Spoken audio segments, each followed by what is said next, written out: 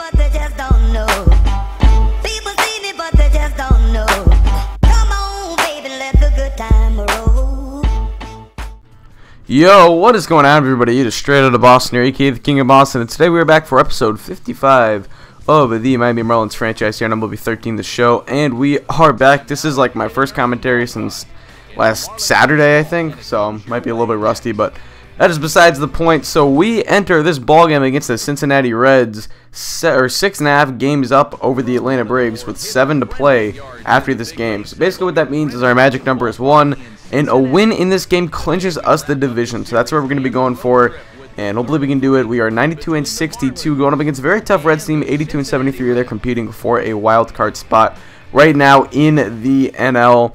So they have a lot to play for right now. They're going to be a very tough team to try and clinch against on the road. A Sunday afternoon ball game. Beautiful sunny Sunday in Cincinnati, Ohio. Actually, where I was over the weekend. Not specifically in Cincinnati, but it was in Ohio. So anyway, taking the mound for both teams in today's matchup is going to be Jacob Turner and Tommy Milone. Milone, the former top prospect for the Oakland A's, who has made his way over to Cincinnati now through a trade, I do believe. And he has had an okay season, 10-7, a +4 ERA, or 4+ ERA, so not the best, but certainly he is a serviceable pitcher for this team.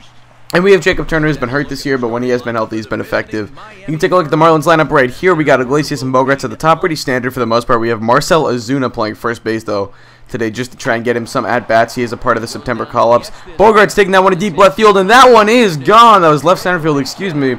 But that is a solo home run to get things started here in the top of the first inning.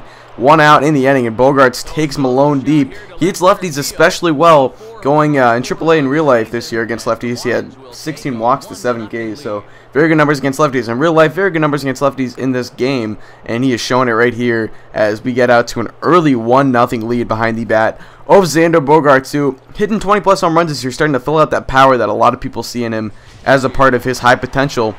Bottom of the first, Turner on the mound. He's going to kick and deal. And this one is going to be grounded sharply to first base, but a great play by Marcell Ozuna to catch that on the high hop. Flips it over to Turner for first, and that would retire the out. So later in the first inning, still bottom 1, and this batter is going to end up hitting this one sharply to second base, but Alberto Montano is there, and that is going to retire the side. So a 1-2-3 inning from Jacob Turner, and he would try to settle in here as it's the top of the second inning. 3-2 count, runner on third, Turner up, and Turner's going to go down swinging on that nice changeup. He had worked a 3-2 count, but Milone just out-pitched him right there, and he will retire the side. So here we go now, bottom at second, and Jorge Soler is up, the former Miami Marlin. We're going to keep an eye on him today, see if he has a bit of vengeance out for his old team, and that is going to be a ground out. So we retire Soler for now. Now it's the top of the third inning, 0-2 count to Rob Brandley, and Brandley goes down swinging.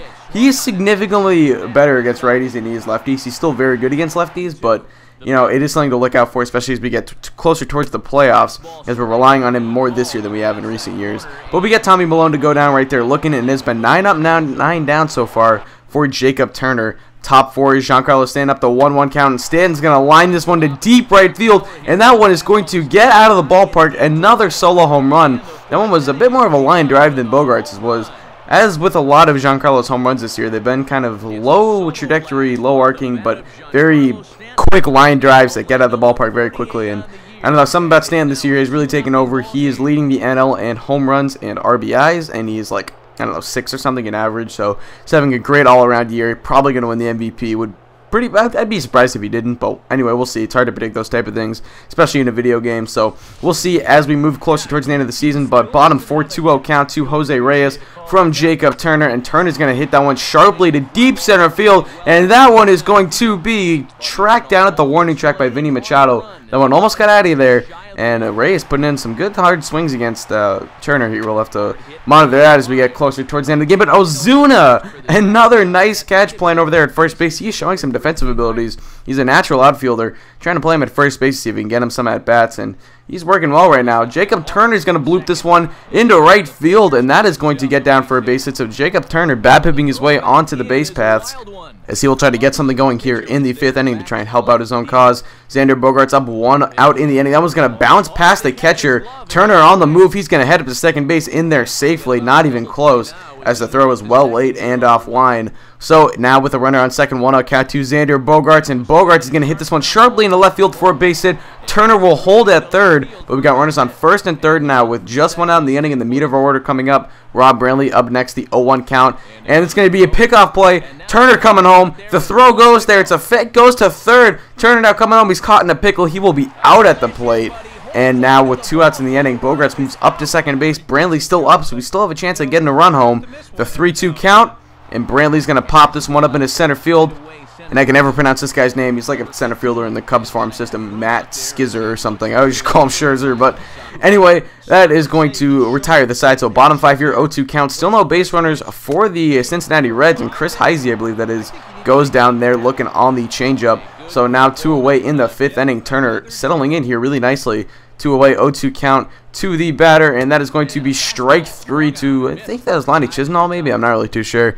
A lot of players on this Reds team that are not on the team in real life, or not even in the farm system. Here's Billy Hamilton, though. 1-2 count to him, and Hamilton's going to ground this one deep hole. Tough play for Iglesias. The throw is in time, and he gets Billy Hamilton, arguably the fastest man in baseball, on a very nice play, a Derek Jeter-like throw. Incredible play by Jose Iglesias. You're likely going to be seeing that one on your SportsCenter top 10 tomorrow morning, but we'll see.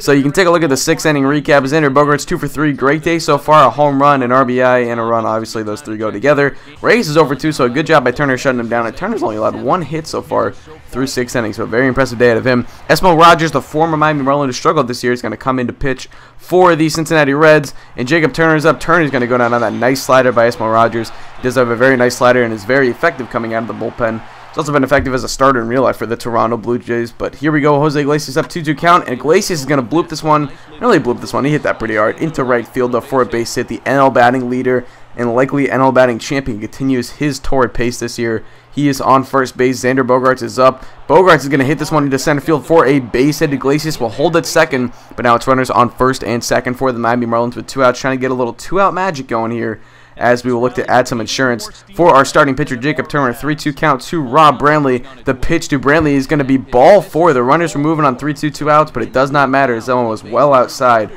Bases loaded now for the man, Giancarlo Stanton. Dan Langfield is going to come in now for the Cincinnati Reds in relief of Esmo Rogers. And we'll try to see if Stanton can do something, get one into the gap maybe and score a few. Well, this one is going to be a little swinging bunt. It's going to get past the pitcher. No one is there. It's in no man's land, and a run will score. So a little bit of a BABIP-like RBI right there, though. I imagine that was an E1.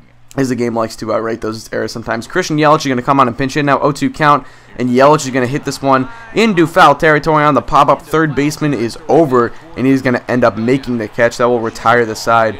So we only get 1 run of that 2-out bases loaded opportunity. But it's a 3-0 ball game now.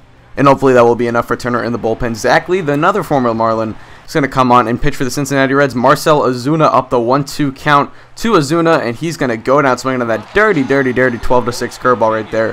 One of the best in the game at this point, and Zach Lee gets a strikeout. So here we go. Jorge Soler up again, 0-1 count. We beat him earlier. He's going to hit this one back up the middle for a base hit. So Soler trying to do damage to his old team. Avi's over to field. He will fire it into the second baseman. But it's a base hit for the Cincinnati Reds. Now the next batter is Chris Heisey. Heisey's going to line that one over that of Ozuna. He cannot come up with it that time. Giancarlo stands over to field. He will fire that into the third baseman. Soler will stay at second, but it's runners on first and second with no outs in the inning. And that one is going to be hit into deep center field. Avisail Garcia over to field it at the warning track. He will make the catch, but Soler does tag up to third. It's now first and third with 1 out in the inning, I should say. A great opportunity for the Reds to try and put home some runs. Here's Wilson Ramos, the 0-2 count to Ramos, and he goes down chasing that curveball. Great pitch by Jacob Turner. We're leaving him in the game, trusting him a little bit here in this type of situation. We're going to look for him to be able to execute in situations like this in the postseason, and he gets Skizzer to go down on the up and in cheese, as Eck would say, and that is going to retire the side. So that would be it for Jacob Turner. He goes 8 innings, only allows, I believe, 3 hits.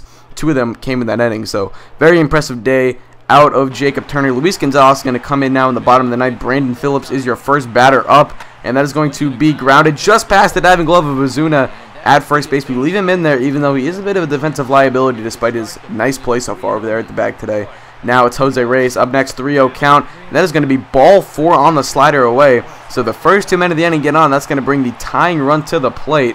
And let's see if the Reds can make some magic here. The 1-2 count. That is going to be grounded to Montano. Just second for one. On to first. And it is in time. The 4-6-3 double play. Now 2 away in the inning. We move the tying run back up to the on-deck circle. And the first pitch of the AB Gonzalez is going to kick and deal from the stretch. Lined, caught by Montano. And the Marlins win. The Miami Marlins win their 3rd straight division title.